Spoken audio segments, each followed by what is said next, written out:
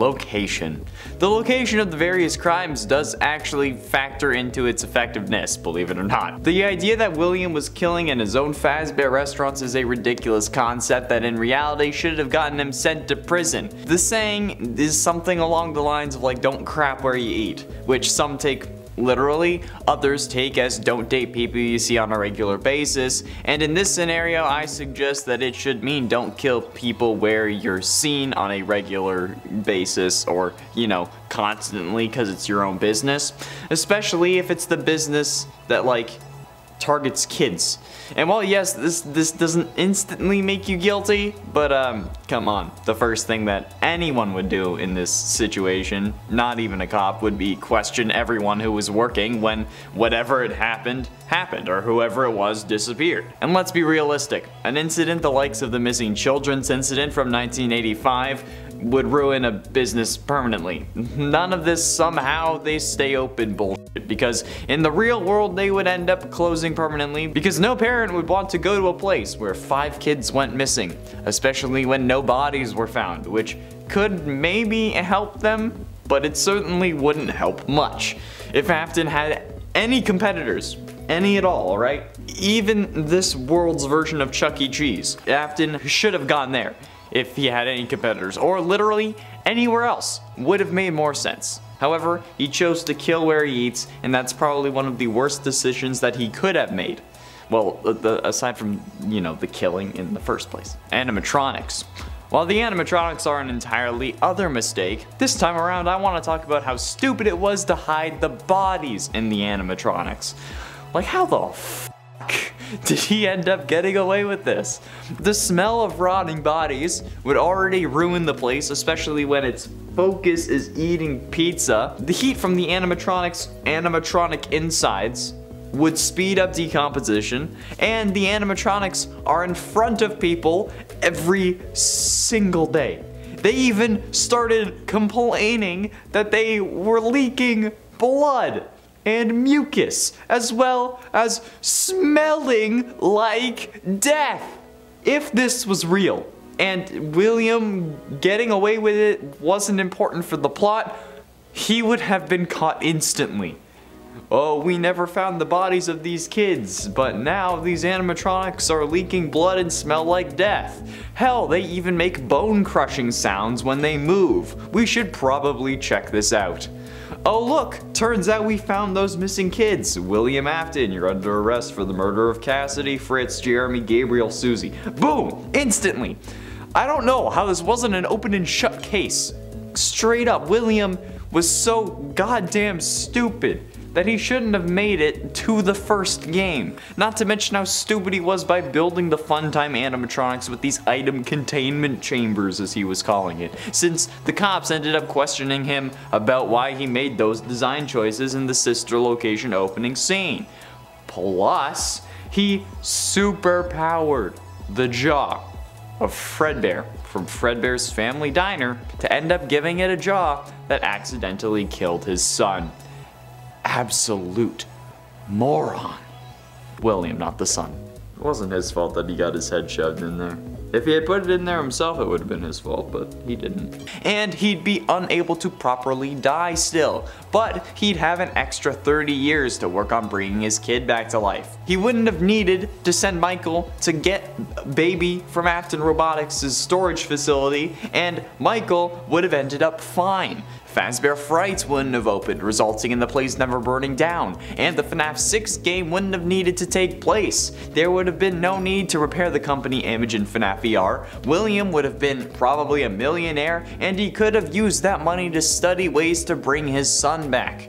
Perhaps discovering Remnant along the way, similar to how Henry created the Ella doll in the novels. William could have poured his grief into something, watched it become possessed, and then worked on recreating that in a robot version of his dead children. If his children even died anyway. Since Fazbear's wouldn't have closed, he wouldn't have needed to open Circus Babies, resulting in Elizabeth staying alive. And since Crying Child wouldn't have seen her get scooped, he wouldn't fear the animatronics. Thus Michael not needing to put his head in the Fredbear mouth because he thought it was funny, because his brother was scared. His brother wouldn't have been scared, so Michael wouldn't have needed to do that. William also just wouldn't have supercharged Fredbear's jaw, so even if Crying Child did get his head in there, which again I guess would technically be possible, he still wouldn't have died because of it. All of this simply goes back to William's first mistake, which was choosing to kill people in his own establishment. If that first kill also wasn't his business partner's daughter, nobody would have been suspicious of him and everything would have gone his way. Okay? Afton is smart. However, he could have been a lot smarter at the start, which would have resulted in him having an easy time on his killing spree, but I guess that would make for a very interesting game series, would it? In at 10, Arachibutterophobia. Now, there isn't really any evidence to this since this fear is so incredibly odd, but since it's so odd and I won't really have another place to talk about this, Arachibutterophobia is the fear of having peanut butter stuck to the roof of your mouth. Not the fear of peanut butter, like you don't even have to be allergic, just the idea of peanut butter being stuck to the roof of your mouth is chilling for whatever reason. And it's totally possible that William Afton might have had this phobia, but we can never really be certain, okay? It's interesting to consider. It makes him a little more human, albeit a slightly odder one, but I mean this is a phobia for a reason. Maybe because the roof of your mouth is where like your nose connects to your mouth, or something similar. I don't know. Or maybe it could just be because William is a psychopath. Either rationale works for me. In at 9, Aphobiophobia. Aphobiophobia actually is a fear that in my opinion makes sense, because honestly teens can be stupid and incredibly annoying. Yeah, that's right, Aphobiophobia is the fear of teens, which could help explain William's MO, where he chooses to kill kids instead of anyone older. Maybe because he's scared of the older kids and thinks that they could actually overpower him. Or in reality, maybe they'd end up killing him, because like I said, teens can be quite the severe pain in the ass. Or teens can be horrible. Especially if they're hanging out at Freddy Fazbear's Pizza. Like, have you ever seen teens hanging around a Chuck E. Cheese? And if you have you ever seen them doing it because they like the establishment? No, they're doing it because they have some nefarious purpose in mind, whether it be vandalism, or to antagonize someone who's working there, or maybe just yelling at some children. Who knows? But they're typically never there because they just want to have fun. In at 9, Gamophobia. Gamophobia is something that I'm getting closer to every single day. What is it, you ask? Well, dear viewer, the fear of marriage. Gamophobia is more than just being cautious or somewhat hesitant about making a big commitment. People who have this condition experience intense fear when faced with the reality or even sometimes just the thought of being in a committed relationship or marriage. For some people, negative or traumatic experiences in the past can contribute to an intense fear of commitment. Past relationships can also contribute to the onset of gamophobia. Toxic relationships, previous divorce, and infidelity can contribute to a fear of getting too deep into a new relationship, which could actually help explain one of the most curious parts of the series, Ballora.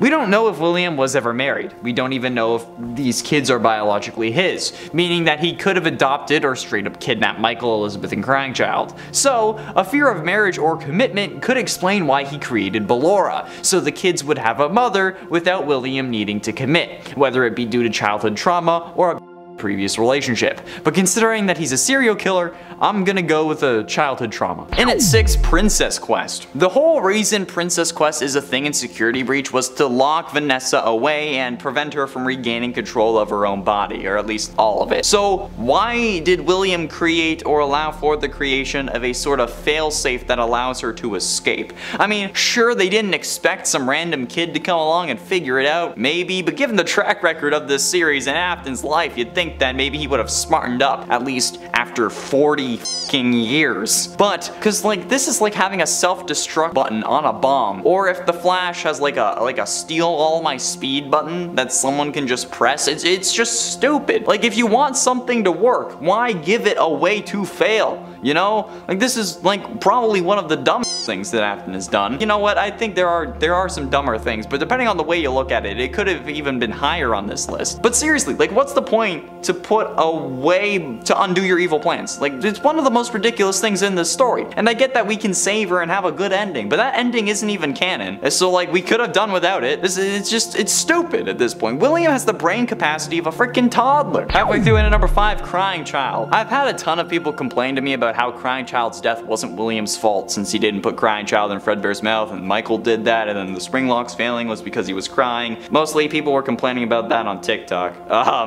However, to me, there is no logical way that an animatronic jaw would have crushed his skull. And you know what? Even not just to me. It should be to all of you as well. The spring locks, like, they weren't in use. They didn't have to keep the things to the side because it was in an animatronic mode. And even if it was, an animatronic jaw would require so much power to actually, like, accomplish the closing of that. So like the only way that Crying Child's skull could have been crushed was if Afton had intentionally superpowered the jaw of Fredbear, which would make sense if he wanted to use it as a kill machine, or maybe even a backup kill suit, or maybe he was originally planning on using Fredbear, but then after his son got crushed in it, he was like, yeah, no, let's move on to Spring Bonnie, okay? This is just the worst way of going about it. There is no way that this was a spring lock failure. The Fredbear suit was already in animatronic mode, meaning that the spring lock mechanisms, which are the things used to keep the robotic parts to the side, which are the things that would have failed, weren't being used. The spring lock failure problem comes from when those mechanisms are put under stress of keeping the robotic bits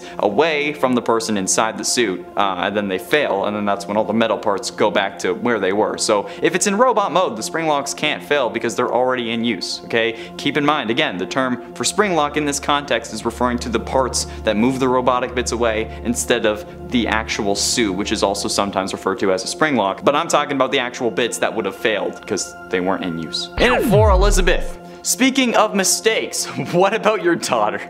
I'm kidding, although we can't really be sure if she was intentional or not, but rather, I mean, what about getting your own kid killed? Like, I don't know how William thought that this was going to work out for him. I feel like this guy just thought, like, how do I capture kids more efficiently? Oh, I know, I can make a robot to lure them in, and then make sure that my kids love the design so that I know it will work.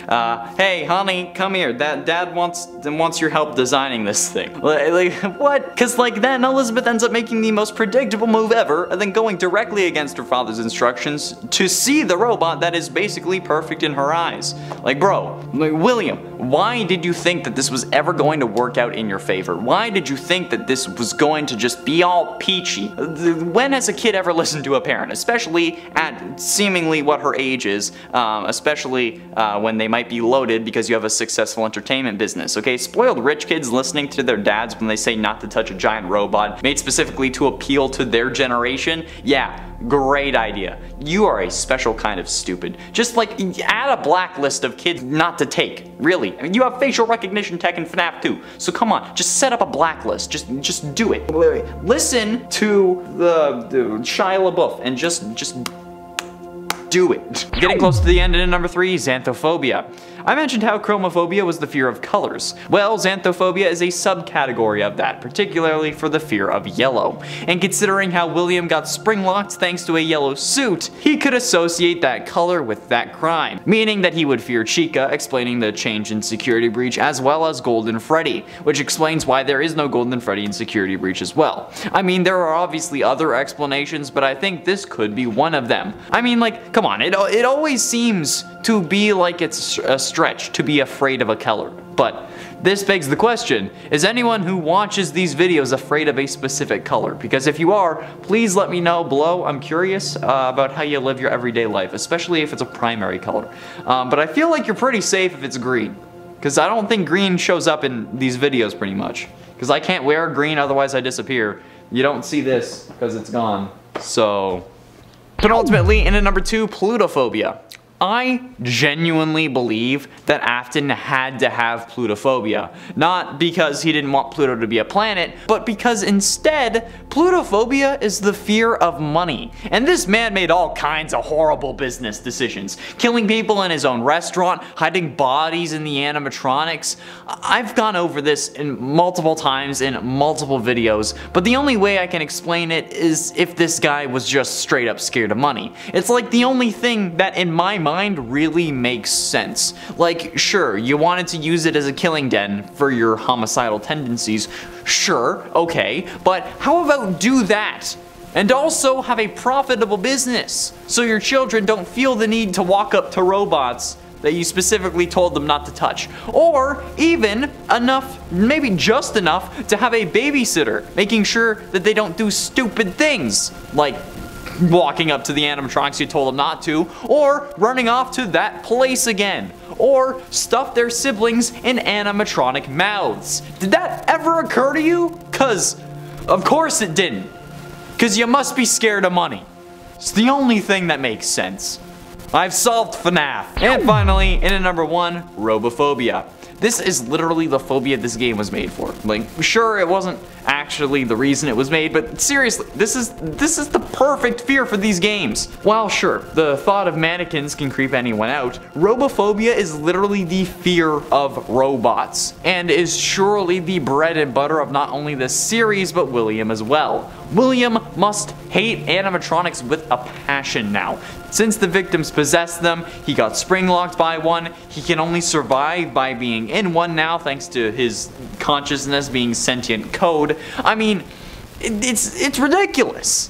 If he isn't scared of robots, it would be a miracle. And I think he kind of deserves to be scared of robots, you know? Since he's combined with one, it would make him constantly in horrific terror, which is something that I think we would all love to see. And understandably so. I mean, this is the reason I can't sleep half the time. This guy caused me to think about everything way too goddamn much. In a 9 explosion. Okay, so, well, physically speaking, William dies in The Man in Room 1280, the 3rd story from the 5th Fazbear Frights book. Quite extravagantly, might I add, exploding into a pile of mush right before a pastor's eyes. But like, how would that have been possible? How could William just have exploded like that? It's not something that you really think about, and I think I have an explanation, but it's certainly a bit more interesting than spontaneous combustion. William knew about possession and how it works, okay? He knew about agony and how his daughter got scooped and his son was crunched, so what if he tried to ensure his own survival by intentionally causing himself extreme agony, injecting or installing some form of explosive that when triggered or when in the vicinity of a Fazbear warehouse or trigger device would cause him to explode violently from the inside out, creating what is possibly one of the most agonizing ways to die, even in the FNAF series.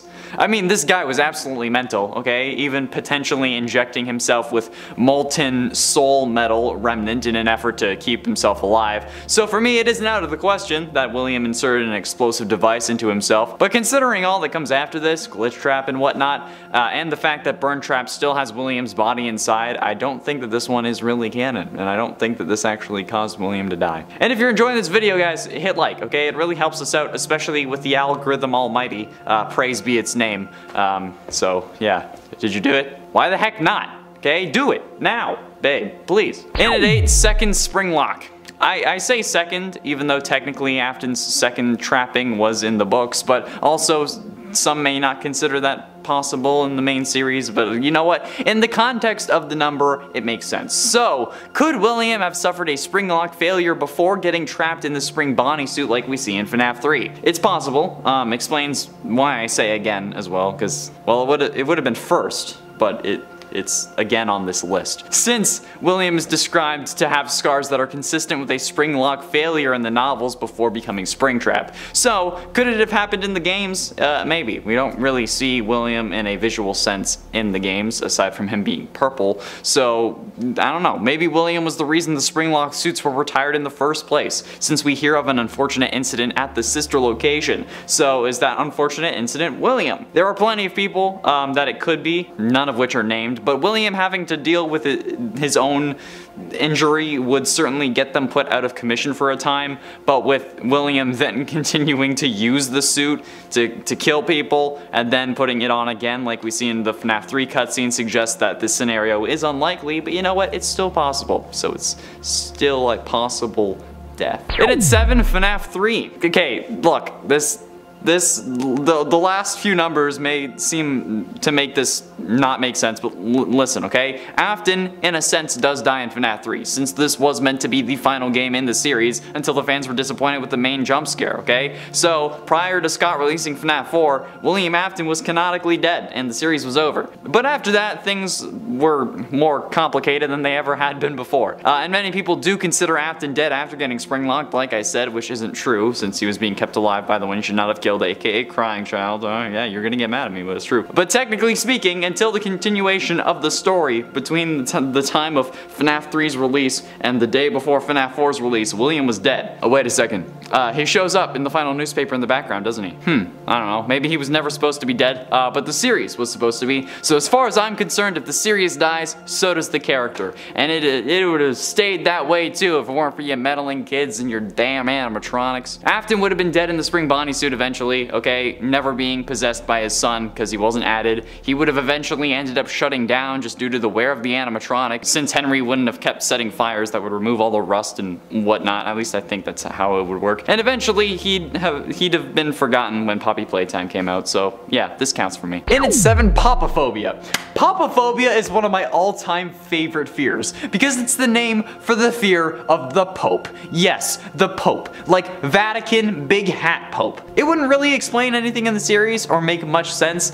Like, there's basically no evidence for it, but William killing people is like one of the biggest sins, right? So, such an unholy act and unholy man being scared of the most holy man in existence is kind of logical in my eyes, right? Is it just me? Like, this seems like the most realistic weird fear that he could have. And by weird, I mean something so odd that I want to talk about it. Like the fear of peanut butter being stuck to the roof of your mouth. I love phobias. I don't know why, they're just so interesting. Like the Truman Show, how they fake killed off his father so that Truman would be scared of water and then never leave his island. And at 6, autophobia. The fear of being alone is known as autophobia, which is also a way to help remember that autobiography is one written by the subject of the book. However, William having a fear of being alone could explain a lot of the series. I mean, this man ends up creating a surrogate wife animatronic, has 3 kids despite not seemingly wanting them around until he can't have them around anymore, and then loses those kids and goes berserk. Well, I mean, like he wanted to and was planning on killing before they died, but then he really goes hard into it after they died. But it could also explain why he tasks Michael with going to find his sister's possessed robot while he's supposed to be trapped in a room alone, because interacting with his only son, in any form I guess, could help with this fear. It could also be that his multiple personalities all keep each other company, since I'm sure every single one of them is a killer if he has multiple, just because it's William, so of course they all would be. Halfway through into number 5, ablutophobia. This one I feel is kind of guaranteed, but ablutophobia is the fear of bathing. And I mean, if a leaky ceiling was enough to cause those spring locks to fail, imagine what getting in a bath would do for dear old Willie. I mean, there's not really a point in being scared of it now since you are one with the machine. They've already spring locked, you're already dead, basically. But this man is decaying or has been skinned alive by these robotic parts, so a bath would be very appreciated by anyone who has to be in your vicinity, because you know, it probably smells atrocious. Like worse than anything that the Bones crew would have had to deal with on that show. Even the Palant stuff, because that was... yikes. But, I mean, could you blame William for being scared of bathing after getting trapped in an animatronic suit that collapsed because it got a little bit wet? In at 4, panphobia. While phobias usually refer to specific fears, like ablutophobia being the fear of bathing, sometimes fears are more general, like chromophobia being the fear of colors. But panophobia is the fear of everything, basically. In a way, it's the fear of a vague and persistent unknown evil. And this, while a bit intense, could explain why William had a psychotic break. The fear that something evil was lurking around every corner, yeah, that's a pretty rough one, and would definitely cause some damage. Maybe even enough damage that he thought that he would have to protect himself. I mean, children can literally be the worst humans on earth, so I understand his target market on that front. Like, I wouldn't be able to do those things, I'm just saying that, like, I think that maybe William thinks that he's trying to do God's work by eliminating those that he sees as evil. I meant evil. And this phobia would help explain that quite a lot. Getting close to the end, in number 3, FNAF 6. Could William have been dead before FNAF 6 takes place? I think it's a possibility, technically, because like, what happened to Springtrap between games to cause such horrific warps to his body? Like, sure, he was burnt in FNAF 3, but we also see him alive and not all that damaged in Sister Location's Night 7 ending cutscene. So, where did all this additional damage and warping come from? The head becomes larger somehow, and so do the feet. I don't know, okay? This genuinely doesn't make any sense. We know that they're the same person, thanks to all Ultimate Custom Nights voice lines, but I'm so confused as to what could have happened to cause this. I'm sure the extra damage comes from possibly fending off wild animals, since, you know, he's still a body, a rotting corpse that would attract scavengers. So how did the head of the suit get bigger? It's not like it evolved, it's not like it leveled up like freaking Magikarp from punching all these wolves. My only guess is that, like, William either broke into a Fazbear warehouse and tried to, like, reassemble himself, or I don't know, maybe the gases from an actual decaying corpse, if he was dead prior to this, caused the head to expand, but even that wouldn't make sense. I don't know, we see so much damage. Maybe being a corpse just caused the suit to mess up because Scott was like, that's what I want. But ultimately, into number 2, the Blob. The true ending of FNAF Security Breach is seemingly one of the most interesting parts of the game because it contains a whole load of little things to watch out for. It also actually ends the game, which at this point I think is probably the best thing. After making our way into Burntrap's area, Freddy is going to be taken over by Afton's newest form, and then it's up to Gregory to defeat him by using 3 monitors with corresponding buttons that activate fire and seemingly trigger his weakness, which is a whole other story. Players, you need to avoid the animatronics that come out after you, but you can use doors to lock them out, you can use Freddy to scare him off. There's a lot that you can do. And then when Burntrap is finally burned even more, I guess at this point he's just trapped, because like in math it cancels out, right? The Blob, which was like a tentacle monster thing that was attacking us, then attacks Burntrap, William, and then tries to make sure he doesn't get free, okay? Then we run away, but my question is, does the Blob actually kill William? I don't know. Like, there are death animations in the game files, apparently, allegedly, I haven't seen them, but they weren't used, so we can't really consider that canon. Plus, the whole I always come back thing is definitely annoying, and I thought it would have ended before this game, but clearly not, so I don't know anymore. Just, God, for fuck's sakes, please let William be dead. And finally, in at number 1, Never Died. Currently, what we know about Remnant and Agony tells us that to destroy it properly, we need to burn it, hence why there are so many damn fires in this series. FNAF 3, 6, and Security Breach all end with something or someone getting burned. FNAF 3's fire was all about dealing with Springtrap, FNAF 6 was about putting everyone who knew about the atrocities to rest, and then in FNAF 9 we burned Burntrap multiple times to try to get him to stop possessing Freddy. And then it's all because Henry learned that the only way to destroy Remnant and put these things to rest was through fire. But how is that really like, is that really the thing? Because, like, all 3 fires haven't really done anything. They haven't done shit. We've been told that fire is the only thing hot enough to burn off the Remnant, but it's also been described as Remnant liquid metal. So if the soul-infused metal can become a liquid, then how is it possible to just burn off the soul part? That's not how metallurgy works. I think it's metallurgy, I don't know. That's not how things work, okay? That's not how the universe works. Dr. Talbot is lying, he's William, alright? There's a whole video on it, go check it out, alright? William is lying, he made up the fire thing so he couldn't be killed. And at 10, losing kids. This seems to be the most popular theory about why William Afton started his whole killing spree thing, because seemingly he didn't kill anyone until after Elizabeth and Crying Child died at the hands of the various animatronics. But there are those who also treat this as a proven fact. But honestly, this is proven to not be the case, okay? It is impossible for William to be a psychotic killer because his kids died. As we learned from FNAF AR's Faz Facts, William made the Funtime animatronics around the same time as the Springlock animatronics. So, from day 1, he made the robots that were intended to kill. Plus, if you want to ignore FNAF AR's Faz Facts entirely, the fact that Elizabeth and Crying Child got killed by animatronics that were designed to kill, hence why they were killed by them, even disproves that idea before FNAF AR. So, while it would make sense, it's not truly the case. And some of these other explanations may end up making more sense. Although, to be frank, I don't think that anyone actually knows the real origin, not even Scott Cawthon. And at 9, divorce. Another popular reason is possibly because William's wife left him, and that drove him crazy. I mean, being a single dad to 3 kids would already be pretty tough, but maybe this idea goes beyond this. A lot of people also assume that William killed his wife, considering how she's not around, and nobody really ever mentions her. This honestly could be an option, but only because we know so little about the home life that William had before the games, or even before 1983 when we see the sister location 8-bit scenes. So theories about this are entirely plausible, even if they just rely on human nature rather than evidence present within the games. I mean, these are human characters after all. They don't have as much meat to them as the theories involving info from the games or even from the books, but it's still interesting to see the possibilities like this. And like, did William get divorced? Was his wife his first victim? Who knows? Probably not even Scott. Honestly, I doubt William's motivation is something that like he thought of when he was throwing out the last game, when he thought that the game would end up failing. Yet here we are, 9 games and like 8 years later, almost. And it ain't Phone Guy. Hold on, okay, hold on. Hear me out. I think that there is still the possibility, slight chance that despite what Scott might have said, that the Phone Guy could still be the killer. Now, this is probably almost definitely not the case. This is a list about speculating, right? Well, what if William is indeed the one recording these training tapes, and what we hear is what we see play out in FNAF 3's minigames? I mean, we thought that this was possible before, but then when they gave him a name, we figured that they were different people. But maybe they also gave us Phone Guy's name without us knowing it. I mean, what other reason would he have to be an Ultimate Custom Night? Unless the vengeful spirit heard the recordings and knew what Phone Guy sounded like? Plus, the animatronics bashing on the door could just be when William goes to disassemble them, which accidentally releases their spirits. But the tape's cut off before he ends up getting spring locked. Because, like, I don't know about you,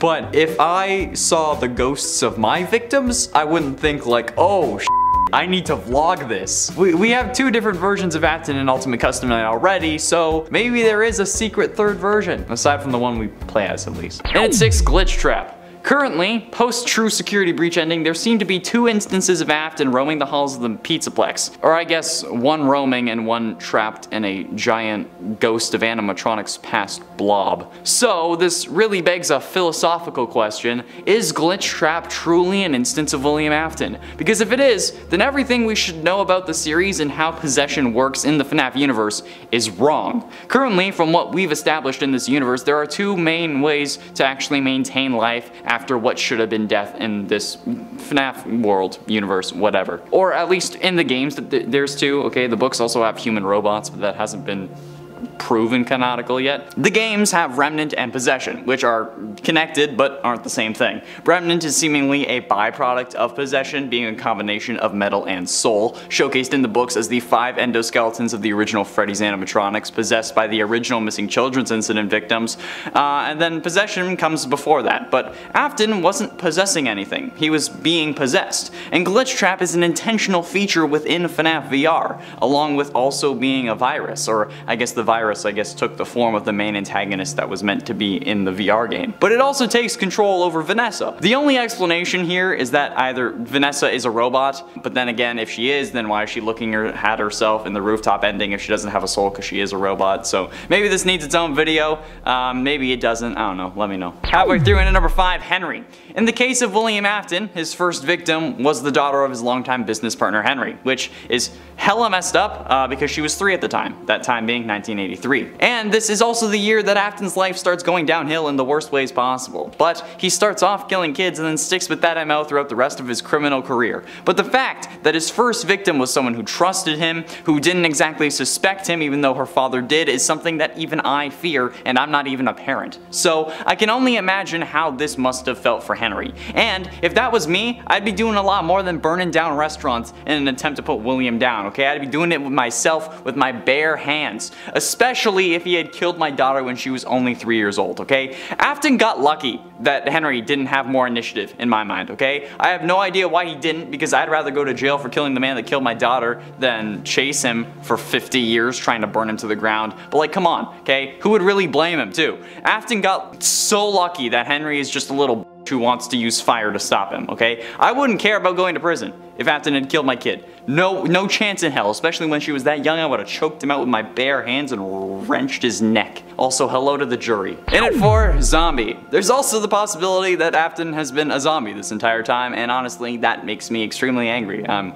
masking it though. Because out of all the things that the FNAF series has done, this would be the cheapest and the worst. Forget Dream Theory, forget this all being a storybook, forget everything else. This would be the dumbest thing that FNAF could do, since it would basically come out of of nowhere, okay? People already think that Michael is a zombie after getting innards shoved into him, but zombies aren't purple, guys, okay? And then making that into yet another, like, father-like son parallel would be so stupid and such a horrible retcon that it would be worse than it all being a dream, especially after establishing that Afton was being possessed prior to the spring locking, which would most likely have ended up with his death, and if he was made into a zombie, that would probably be his death point, okay? It would just change too much about the series for things to make sense, and would probably result in a whole lot of rage from the community, or at least I hope everyone would find this stupid enough to get mad at, because I would, and I want to be validated. Getting close to the end, and in number 3, dream theory. There is also the possibility that none of this was real, and that everything is actually a dream, which kind of negates the whole origin story thing, because in a dream, we don't need to worry about origin stories. We just worry about what's happening in the present moment. I mean, dreaming about yourself having a nightmare is a whole other level of meta, like Inception style, but also not really, because in this scenario, Crying Child would actually be dreaming about dreaming, whereas in Inception, they don't know that any of those dreams are actually dreams. It's also interesting since if Crying Child is dreaming all of this, he dreams that he also died, but then somehow the dream continues past that, which I've never had happen before. If I die in a dream, I wake up, which in my opinion makes more of a case for him being the vengeful spirit, but I don't like dream theory because it feels cheap, so I'm not even going to entertain the thought of it any more than I have to. If dream theory is correct, which seems to be no longer the case, but maybe it was intended beforehand, then the origin of William is totally obsolete, so let's hope it's not dream theory. But ultimately, in a number 2, time loop. Could Afton be stuck in a Groundhog Day-like scenario? Instead of a day, it's however many years. I mean, this one is absolutely wild and 100% guaranteed not to be the case, but ever since time travel was introduced into the series, it's a whole other thing now.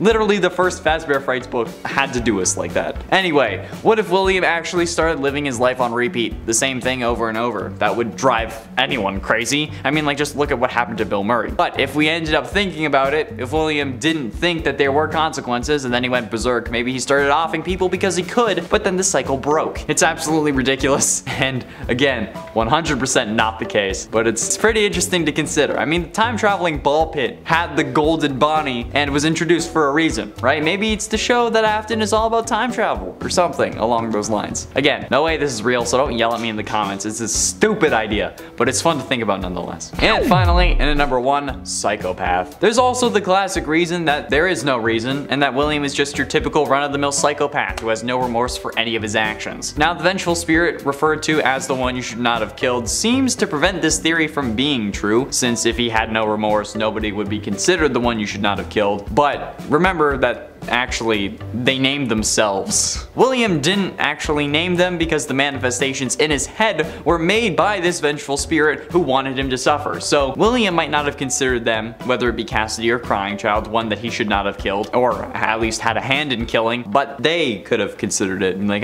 you shouldn't have killed me because now I'm possessing you.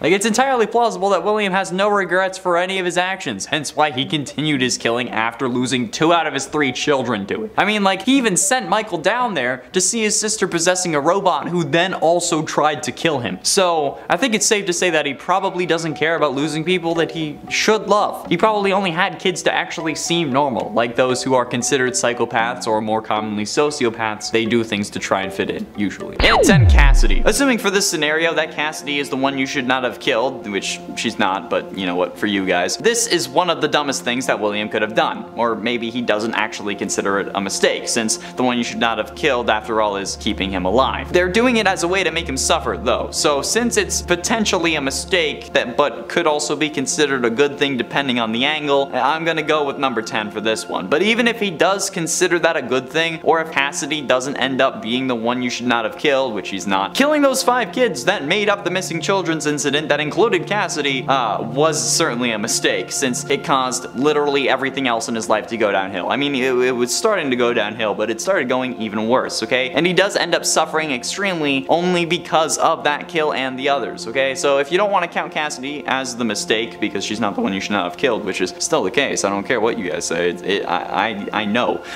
Count the missing children's incident itself as the mistake. In at 9, blueprints. There is no doubting what you've achieved on a technical level. These are clearly state of the art. There are just certain design choices that were made for these robots that we don't fully understand. We were hoping that you could shed some light on those. She can dance, she can sing, she's equipped with a built-in helium tank for inflating balloons right at her fingertips, she can take song requests, she can even dispense ice cream. With all due respect, those aren't the design choices we were curious about, Mr. Afton. This classic line of Afton being interrogated, I'm guessing, that plays the first time you open up Sister Location, just showcases how stupid this man is, okay? The cops know what these animatronics are capable of and what they were designed to do. And you want to know why? Because the blueprints are just readily available. This man included wireframes of a child being stuck in Funtime Freddy and just left it on his computer. What? Why would you do that? Well, that's so stupid.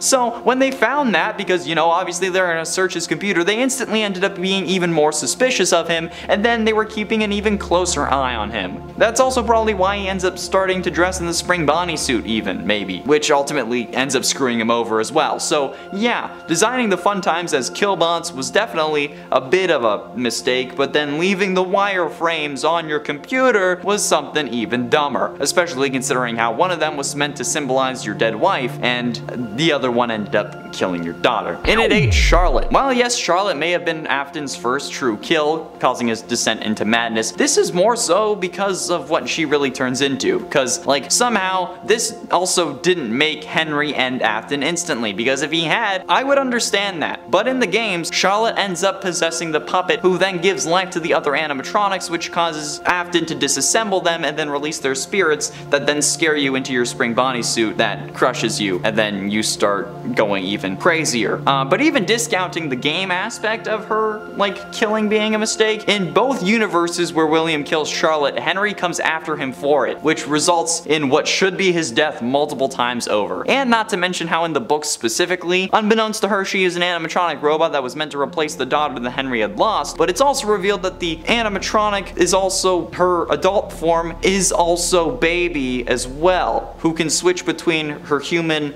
and baby form at will, and then her human form doesn't remember being Baby. So yeah, Charlotte in the books also ends up being Baby, which is just a huge mistake for both Afton, Henry, and Scott Cawthon. In at 7, accident. Now, aside from me, maybe this whole deal was an accident, right? Maybe more so than just his kids getting killed by robots intended to kill. Maybe William's real first victim wasn't Charlotte. Maybe he did kill his wife, but accidentally. Maybe they were a bit too rough, or maybe she had a condition that made her susceptible to falling or something, and William accidentally tripped her. Maybe when that happened, in whatever way it did, William saw the life leave her eyes and liked it, but then wanted to see how it would look on a kid. So he set about making robots that would help him see it. But his kids got instead. But then he still liked the sight of it so much that he continued. Maybe he wasn't built like it, but the sight of watching someone die, maybe even his wife or lover, awakened something deep within him that then propelled him to kill. It's nothing new, it's happened to plenty of people before, but William is dangerous. He knows how to cover his tracks. Despite the absolute buffoonery of his methods, the cops were none the wiser. Or maybe he was just paying them off. In at 6,